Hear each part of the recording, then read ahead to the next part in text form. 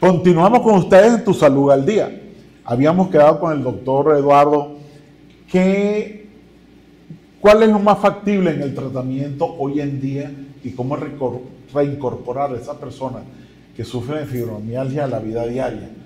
Deben quedarse sometidas al tratamiento, que ya lo tenemos, como tú dices, antidepresivos, antineurolépticos en la noche, que a veces ven de manera extraña, doctor, pero es que yo no estoy deprimida, yo no tengo problemas, pero tengo el dolor, porque usted me manda antidepresivos y me manda anticonvulsivantes.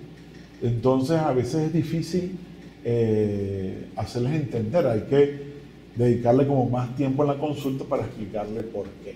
Y por qué cuando yo paseo, pues yo le digo, mejora. Tuve una paciente, ella falleció, la señora Carmen Párraga, que Dios la tenga en la gloria, una excelente paciente, sufría de fibromialgia, tú la viste muchas veces. Carmen Párraga de Pampanito. Entonces ella cuando estaba en Pampanito ese era un solo dolor. Pero si iba a estar en Canadá con el hijo, que había frío, temperaturas increíbles y que a veces en el extranjero tú ves que nadie puede salir todo el tiempo como uno y no le dolía nada, pero ella estaba feliz con su hijo. Pasó 4 meses en Canadá y no le dolía nada. Cuando iba a Pampanito le dolía todo y a ella le costaba entender eso. ¿Cómo le hacemos entender eso a las personas? Bueno, sí, fibromialgia tiene un substrato emocional importante. O sea, la mayor parte de las mujeres con fibromialgia tienen algo que no se ha resuelto completamente. O tienen un factor desencadenante en el medio donde se desenvuelven que funcionan como un estresor, como algo que los induce a preocupación, inclusive se ha relacionado con una sensación de aprehensión, como ansiedad.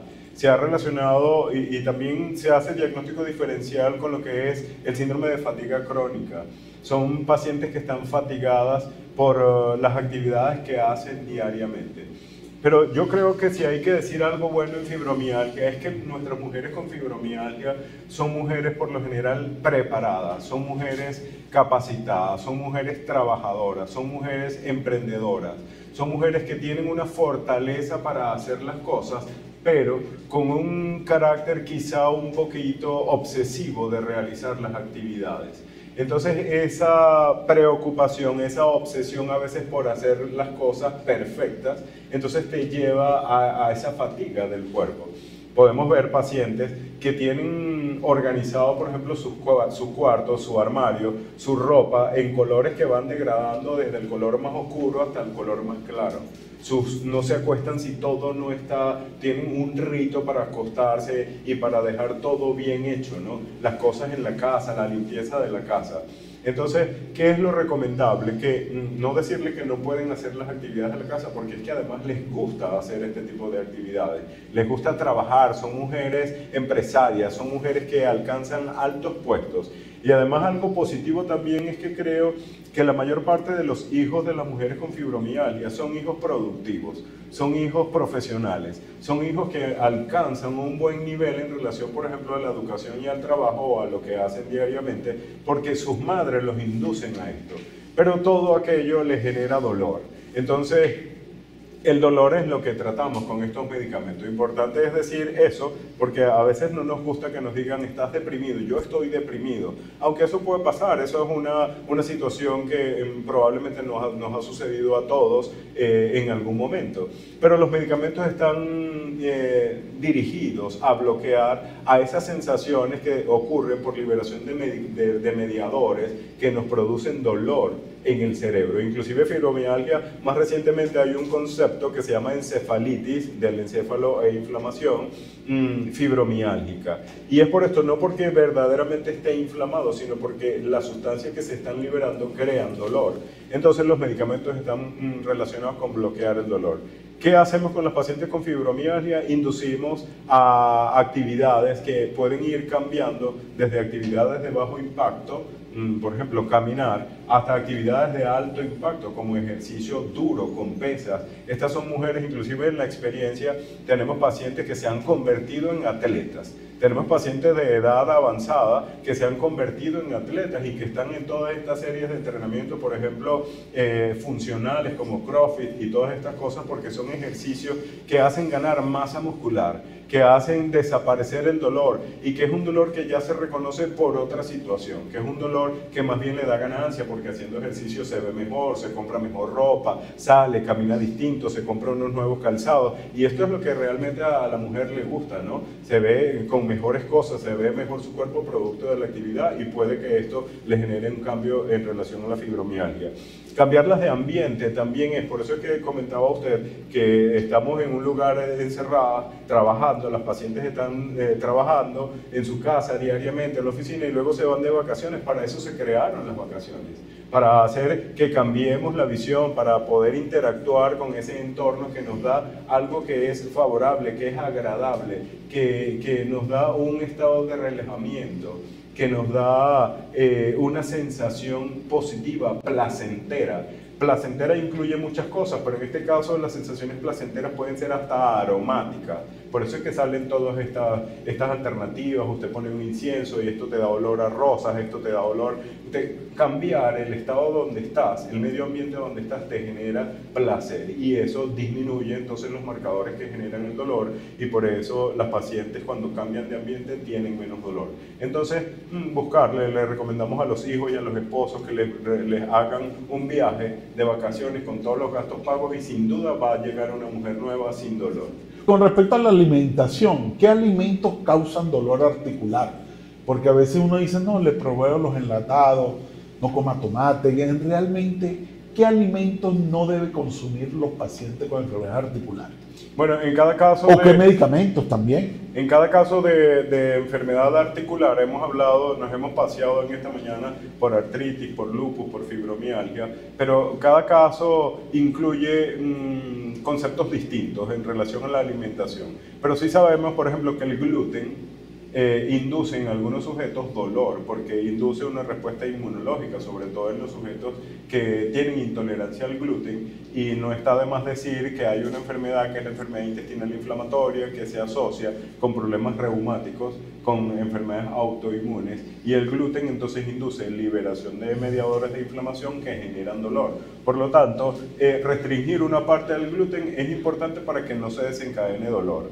Directamente cuál es el medicamento que genera una crisis de artritis reumatoide como tal, no hay un alimento bien establecido. No son los alimentos los que generan artritis reumatoide. Algunos marcadores, por ejemplo los oxidantes que tienen algunos alimentos, los que tienen una carga de químicos y que hemos estado reduciendo en este concepto de mejorar nuestro sistema de alimentación para evitar procesos cardiovasculares, obesidad y todo esto, es necesario que lo hagamos. Pero como detonante de artritis reumatoide no hay un alimento específico. En caso contrario, por ejemplo en gota, que es la artritis por cristales de monourato sódico o de ácido úrico, recordamos que es más frecuentemente para los hombres, el alcohol induce gota. El alcohol induce una crisis de enfermedad articular. Usted se tomó ayer 5 cervezas y estaba sano y hoy amanece con la crisis de dolor en los pies, en el tobillo, en la rodilla, con una crisis de dolor articular. Por lo tanto, es un no rotundo. Sí, es un no rotundo. Los pacientes con gota no pueden beber bebidas alcohólicas como tal. No pueden consumir carnes rojas, no pueden consumir proteínas porque el producto de las proteínas tiene ácido úrico en el metabolismo. Lo que ya se resuelve al final es ácido úrico y esto genera una activación del sistema inmunológico que te crea inflamación articular. Los vegetales, por ejemplo, sabemos que las semillas y la piel de todos estos vegetales son los que inducen enfermedad articular, inflamación. El tomate lo podrías comer si le quitas la piel y le quitas las semillas y se come puro la pulpa, eso es aceptable. Pero todos los vegetales de color fuerte, que tengan una piel fuerte, esto lo deberíamos evitar. Igual las carnes rojas. Entonces deben comer carnes magras, como por ejemplo de pescado o de cochino. Y esto no nos induce enfermedad articular. Pero lo que sí es un no rotundo es que no pueden beber alcohol, porque esto les genera actividad de enfermedad. En fibromialgia, ¿cuáles son los alimentos? No hay alimentos que induzcan una aparición del dolor en fibromialgia y por el contrario, pues se recomienda que tengan alimentos sencillos, que tengan una dieta agradable, que no sean obesas y obesos, que bajemos de peso, que tengamos un índice de masa corporal adecuado, que debe ser entre 25 y 27 quizás, menor o 25. Y nosotros con esto podemos garantizar que no haya daño articular, por ejemplo en las rodillas, que es bastante frecuente que exista afectación articular, y decirle un no también rotundo al sedentarismo. No podemos ser sedentarios. Cada vez más nos damos cuenta que la actividad deportiva y el caminar diariamente, trotar, nadar, saltar la cuerda, hacer ejercicios funcionales en casa, y para eso hay muchos apps que se pueden descargar en nuestros teléfonos Android, que la mayor parte en el mundo tiene un teléfono, y allí en casa buscar aunque sea 25 o 30 minutos y hacerlo diariamente. Esto sin duda alguna nos va a dar una ganancia sobre el dolor y nos va a hacer disminuir el dolor. Bueno, pero yo empecé a hacer ejercicios y me dio dolor. Hágalo un poquito más lento y luego le va agregando para que pueda ir mejorando esta condición física. Y los medicamentos naturales. Hace más o menos unos 6 años, la moringa, bueno, salió como para solucionar todos los problemas articulares. No, yo tomo moringa, doctor, me siento muy bien. Y eso era lo que decía. Y luego ahora, 2 años a sacar la cúrcuma, ¿verdad? Que era un producto iraní, que ellos lograron sintetizarlo en cápsulas y bueno, lo mandan. ¿Que estos dos medicamentos realmente mejoran la enfermedad articular o no? Bueno, en realidad... Entre otros, porque no conozco más así que la gente diga que me tomé un té de tal cosa y me calma el dolor. Sí, evidencia científica como tal, contundente, no la tenemos. Nosotros nos llevamos por las guías actualizadas anuales que se hacen en la fusión de las escuelas americanas y europeas para enfermedades reumáticas, y fibromialgia es una enfermedad reumática y no aparece ninguno de estos tipos de medicamentos. Entonces, en medicamentos tenemos los medicamentos sintéticos bien constituidos con buena evidencia. Ya este tipo de medicamentos naturales, pues bueno, la gente se lo toma y no les hace daño, algunos sí, u otros no, pero no, por ejemplo, en mi consulta no los indicamos. ¿Y qué recomendaciones le darías a estas personas jóvenes que aparecen con enfermedad articular? Porque es posible que aquello siga existiendo. No, tuvo una artritis juvenil o artritis de Still que apareció después de una infección viral o estas artritis reactivas que dan después de estos procesos infecciosos. ¿Qué le podemos decir a estas personas jóvenes que aparecen con enfermedad articular? ¿Son curables? ¿Son reversibles? Bueno, ¿Están presentes o no? ¿O son el indicativo de que esa persona cuando cumpla 40 años va a sufrir de alguna enfermedad articular? Por lo general, habíamos hablado al principio, creo, del grupo etario con mayor prevalencia para las enfermedades reumáticas. Vemos que entre 40 y 60 años es el grupo más prevalente, pero tenemos también en los extremos opuestos enfermedad reumática, como por ejemplo la artritis idiopática juvenil, que incluye a los niños y adolescentes jóvenes. Pero en relación a la persistencia de la enfermedad, notamos en los estudios que hay que en la mayor parte de ellos, cuando pasan de un estado de la adolescencia a la adultez, hay remisión de la enfermedad. Se apaga la enfermedad y no aparece más. Algunos pacientes tienen un concepto de una enfermedad antigua que por lo general no está bien documentado, no nos llegan a la consulta con la historia, los biomarcadores que tuvieron para ese momento, y luego llegan con manifestaciones articulares. Para ese momento es preciso estadiar al paciente, ver si tiene algunas secuelas de afectación o evidencia de afectación articular, hacerle estudios, biomarcadores y ver cuál es el pronóstico de este tipo de paciente en particular para poder iniciar tratamiento y decidir cómo va a ser su futuro. Por lo general, a pesar de que está descrito como tal que las enfermedades reumáticas son enfermedades crónicas como hipertensión arterial, diabetes y necesitan siempre tratamiento, hoy hemos visto que si hay adherencia al tratamiento, la respuesta va a ser buena en muchos de los casos.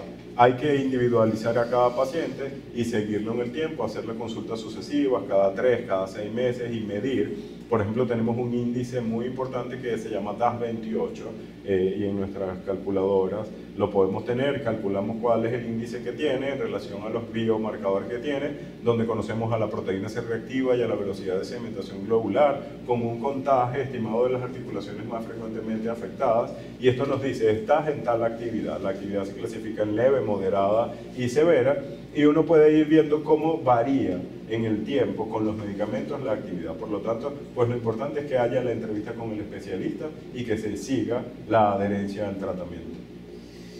Para finalizar, ¿con qué diagnosticamos la artritis reumatoidea? Artritis reumatoide clínicamente hay unos criterios claros, precisos, desde el 2010 para acá, no se han modificado, y con estos criterios incluimos dolores articulares con más de 6 semanas de evolución, que sean de pequeñas o de grandes articulaciones, puede ser inclusive una, pero que además no solamente el dolor articular, sino biomarcadores como la velocidad y la proteína C reactiva, que es importante que conozcamos que la proteína C reactiva no es específica, es un marcador de inflamación. Ya tampoco se relacionó en la pandemia la proteína C reactiva con el COVID, y a veces creen que la PCR tengo COVID. No, la PCR, también se llama PCR en la abreviatura, es un marcador de inflamación, de cualquier tipo de inflamación, pero si estoy consultando por dolor articular e inflamación articular, entonces busco para artritis reumatoide, y el marcador inmunológico es el factor reumatoide, que se acompaña de un anticuerpo que se llama anti-CCP o ACPA, o el anticuerpo contra el péptido cíclico citrulinado. Para hacer el diagnóstico debe tener un score mayor de 6 puntos y aproximarlo al diagnóstico de artritis reumatoide, siempre que se excluyan otras causas. Por ejemplo, hay otras enfermedades, de hecho las enfermedades neoplásicas o en relación con cáncer, que pueden presentar dolor articular como paraneoplásico o como expresión de una metástasis. Entonces a veces generan dolor articular en enfermedades. Hemos visto, por ejemplo, pacientes con mieloma múltiple que tienen dolor articular, que se les incluyen algunas más de 3 o 6 articulaciones, pero los marcadores son negativos, el factor reumatoide anti-CCP. Siempre necesitamos excluir otras causas de dolor articular y quedarnos con estas pruebas que tienen una alta especificidad. Por ejemplo, el anticuerpo contra el péptido cíclico citrulinado es 98% confiable, de manera que tenerlo positivo nos orienta mucho al diagnóstico. Entonces, el dolor articular inflamatorio, amaneces con dolor, con rigidez matinal, no puedes cerrar las manos, e inclusive hay cambios de coloración en las articulaciones de mayor prevalencia, las manos, los pies, las rodillas, las caderas, en estas edades entre 40 y 60, pero también tenemos jóvenes y tenemos ancianos con artritis reumatoide. ¿Dónde te encuentras? ¿Dónde te podemos conseguir para vernos contigo, o de dónde realizas tu trabajo?